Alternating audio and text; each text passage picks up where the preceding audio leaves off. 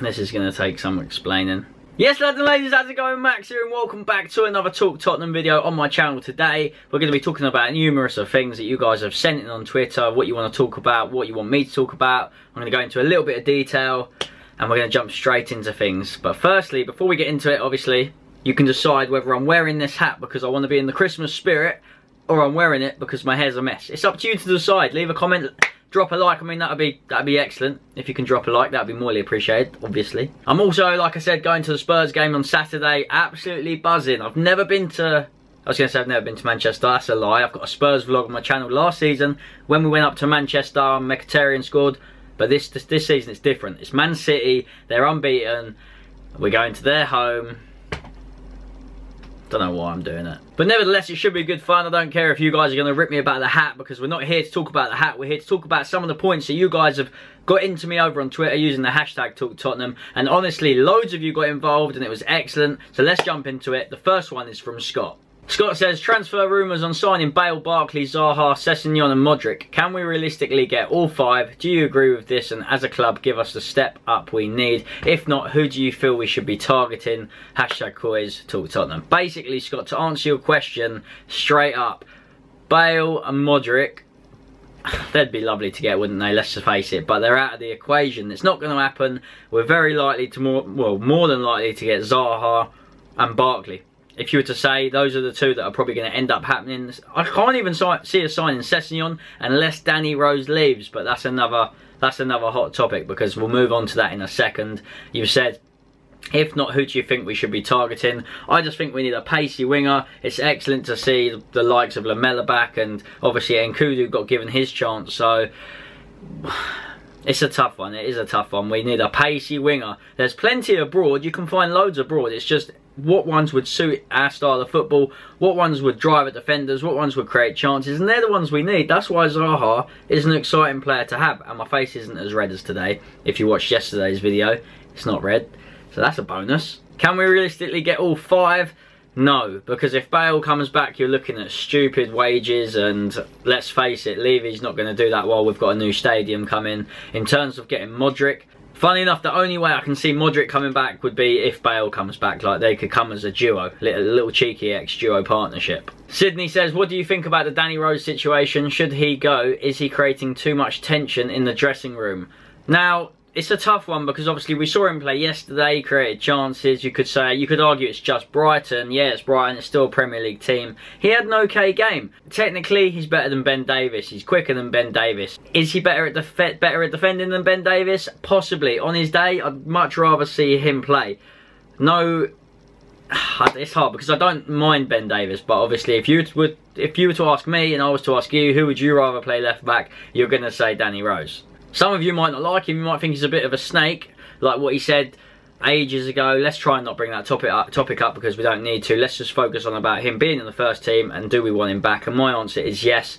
To repeat what you just said, do I think he's creating too much tension? No. I think Poch has actually dealt with it well, and we're lucky enough to have a good enough left back in Ben Davies to kind of get us through that muddy little period. Because obviously we've got a couple of draws. We had a few times where we should have been creating more chances. And Danny Rose, once he's back to fitness, he can create those chances. David says, do you believe Kane will be at Spurs next season? Answer is yes. It was a short and sweet one, so I had to. Sean says, think we're going to buy someone in January? Yes, probably Barkley. Even if it's just one player to sort out the depth a little. Schedule around then is always something else. But the fact we're playing almost certainly 3 of the top 6 all after one another, Juventus away is mental. I mean, just look at the picture on your screen now. This fixture list is crazy. It's mental. That sort of fixture list, you need depth in the squad. You can't be relying on players every game. You don't want to have to go into games relying on Kane. If Kane picks up a knock and he's out for 4 of those games, we are screwed. If Son picks up a knock, if Lamela is out again for another 2 years, God knows.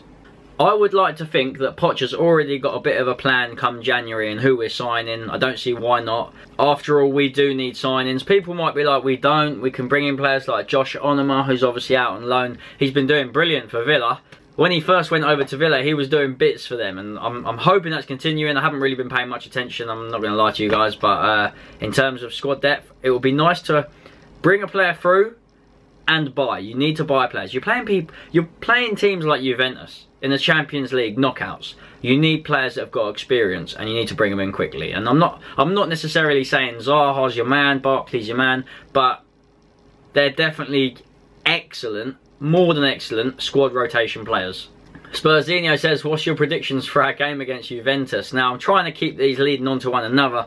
The Juventus game is going to be so tricky, honestly. But what could work in our favour is we are away from home, so if we get an away goal, and the fact we are playing well in the Champions League, like I'm looking forward to it, because why can't we beat them? We've beat Real Madrid, and people are going to be saying, if you're not a Spurs fan, they'll be saying, oh yeah, Spurs fans, yeah, they beat Real Madrid, they're going to be thinking they can beat anyone. Well, hold up.